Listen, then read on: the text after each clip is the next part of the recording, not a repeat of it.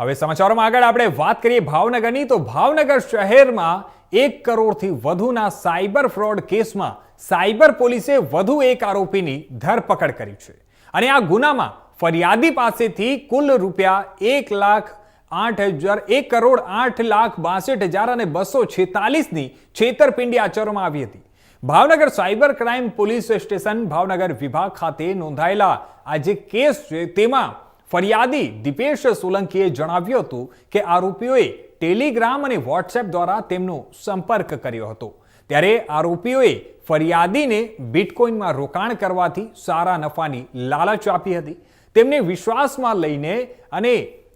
જે બિટકોઇન જે એક વેબસાઇટ હતી તે બિટકોઇન નામની ડુપ્લિકેટ વેબસાઇટ પર અને અકાઉન્ટ બનાવડાવ્યું હતું અને શરૂઆતમાં જ રૂપિયા 32,500નો નફો આપી અને વિશ્વાસ કેળવ્યો હતો અને તે બાદ વધુ નફાની લાલચ આપીને ફરિયાદી પાસેથી અલગ અલગ બેંક એકાઉન્ટમાં મોટી રકમ ટ્રાન્સફર કરાવી હતી।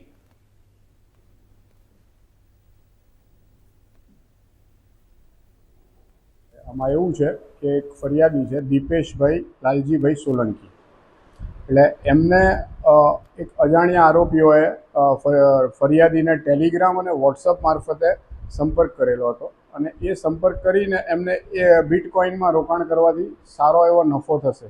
એવી લાલચ આપેલી અને લાલચ આપી અને એક વેબસાઇટ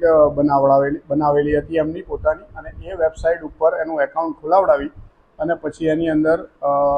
ઇન્વેસ્ટમેન્ટ જુદા જુદા એકાઉન્ટો એ આપતા હતા અને એ એકાઉન્ટોમાં પછી ફરિયાદી પાસે પૈસા નખાવતા હતા।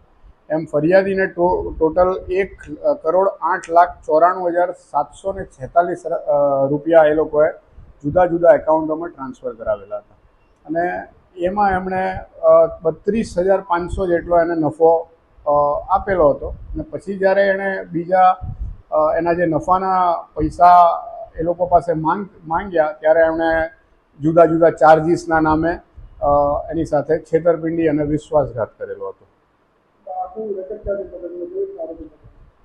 આમાં એવું છે કે ફરિયાદીએ જે આરોપીઓએ જે બેંક એકાઉન્ટ્સ આપેલા એ પૈકીનું એક બેંક એકાઉન્ટ હતું એ IDFC ફર્સ્ટ બેંકનું હતું,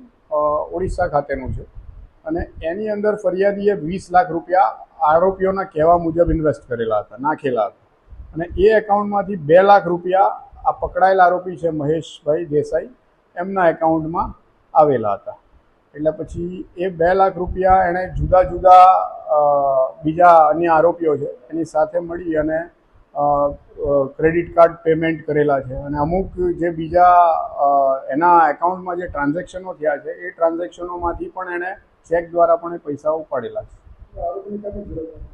આરોપી અમદાવાદનો છે।